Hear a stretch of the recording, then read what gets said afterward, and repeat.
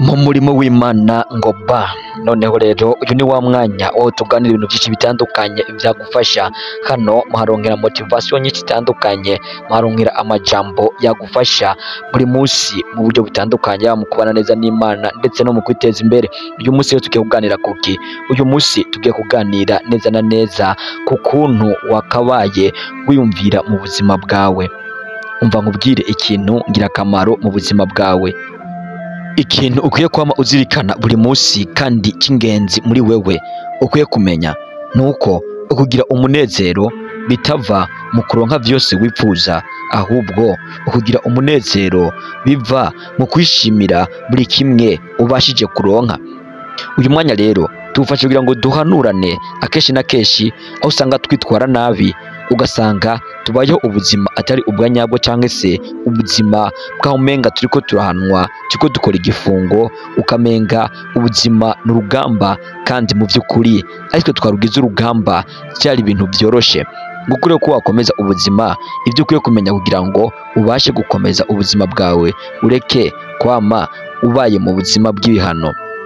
Ibyo utazi nibyo ugiye kumva. Hano ni muri L6 Sinze Empire, twagutegura ikiganiro kandi atari kinini kandi atari gito, kibuze kugufasha mu buzima bwawe. Icyo usabwa kandi subscribe ndetse ugure n'akazogera kugira ngo buri munsi wa muri kumwe natwe bagwe na notification mu gihe dushize ko video, kugira ngo ubashe kuyibona mu bambere. Inyuma y'ivyo tugusaba ukanda like, ndetse uje ukanda like utubwiye no muri commentaire ingene wakino video niyo twifuza ko twazakora kwa nyuma, maze nyuma y'ivyo byose witugira partage kugira ngo abandi babashe kubona iyo video.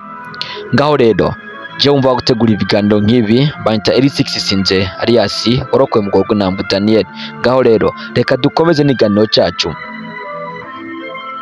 Ukugira umunezero nibiva mu kuronka byisi wifuza, ahubwo biva mu kubasha kwakira cyangwa se mu kubasha kunyugwa n'ibyo ufise. Ayo niyo majambo twatanguye twumva, aragira ngo ukugira umunezero ntibiva mu kuronka byose wifuza, ahubwo ni kugira umunezero biva ku kubasha kwishimira ibyo ufise.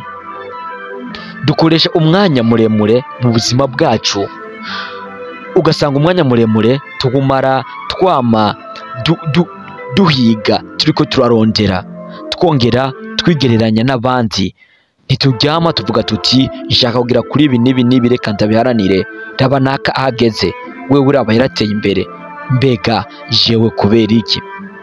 Tukiyibagiza rero kuraba ivyo twahawe dufise muri twebwe. Nshuti yanje, buriya iyo wifuza vyinshi, amatunga, amamodoka ndetse n'ibindi, ugasanga nivyo bintu bikuri mu mutwe, nivyo bintu wifuza itunga, ukabura amahoro, ukabona kumenga Imana mbere yaranakurenganije kubera yuko ivyo bintu utabifise.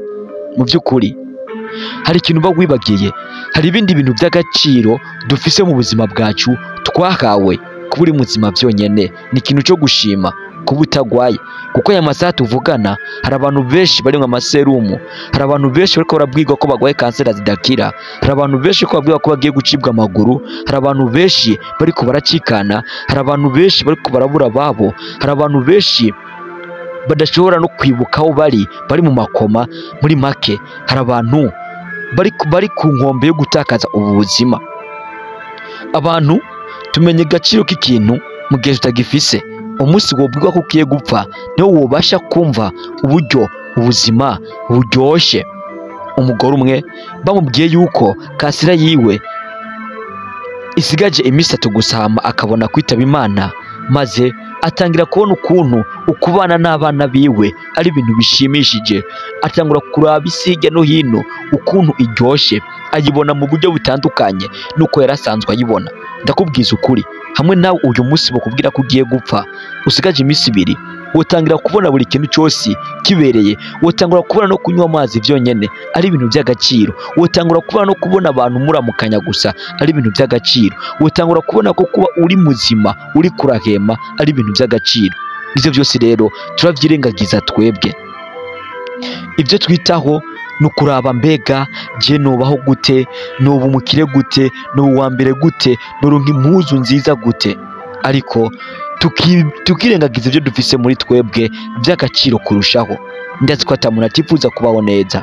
Buri munsi yifuza ibintu byiza, twifuza impuzu ko zoba nyinshi kandi zigezweho, zimwe two kwambara abantu bakakura inkofera bakemera bakavuga ati urya muntu yambaye neza.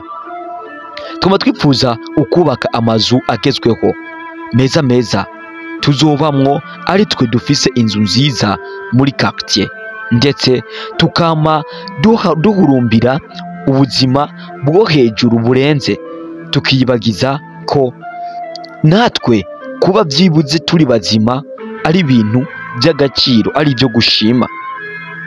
Tuvyuka mu gatondo kandi tukavyuka dukomeye atakibazo na kimwe dufise. Mu by'ukuri ujya mugisha, ijya mpano duhabwa yo kuvyuka turi bazima, ijya n'impano ikomeye, ijya n'impano nuvuga ati hari abantu benshi bayipfuza. Hari abantu benshi bari bafise indoto zikomeye bifuza kugera ko mubwo umunsi umwe byase ko bavyuka batazigezemwo. Izo ndoto zasigaye mugani wa wundi ngo buri mugabo wese apfapfanya imigambi. Nawe umunsi wavyutse uri muzima ariko uri kuraganya. Kuba wavyutse uri muzima n'amahirwe ufise akomeye. Ukiri muzima aba gifise amahirwe akomeye yo kugira ku byo yifuza, gusa nawe icyo usabwa ni ukubiharanira. Iyo ubyutse mu gatondo bufise amahitamo abiri: ukugumana indoto zawe mu mutwe cyangwa kubyuka ukaja kuzihiga, ukaja kuziharanira uraba ko wozigerako. Twese duhema impemu z'ubuntu, tukaronka ibyo kurya nubwo bitoboneka buri mwanya, ariko byibuze ntitwishwe n'inzara. Ibi ntabwo ari bito, ibi ni iby'agaciro. Twakabaye tumanza gushima, twakabaye rero tumanza kunyugwa n'ibyo dufise mbere yuko twirukira ibindi. Abantu twese kandi twama twifuza ikintu kiri kure yacu, kandi buriya ukugira ibyo wifuza mu buzima nivyo bigira igisobanuro cyo kubaho. Kuko mu buzima udafise icyo wifuza, mu by'ukuri nta n'impamvu yatuma uvuga turashaka kubaho, kuko kugira ibyo wifuza nibyo bituma ugira inguvu zo kwama wifuza ukuntu uzogishikako. Kuko uba yataco wifuza n'ubundi nta n'impamvu yatuma ubaho, kuko abandi bavuze ngo ibibazo n'umunyu w'isi, n'umunyu w'ubuzima. Umunyu nturigatwa wonyene, ujya uvanze n'ibindi. Ntiwaba mu bibazo gusa. Nta muntu utagira ahantu agirira ibyishimo nk'uko ata muntu utagira ahantu aririra. Twese ibyo bihe turahura nabyo, twese aho hantu turahashika.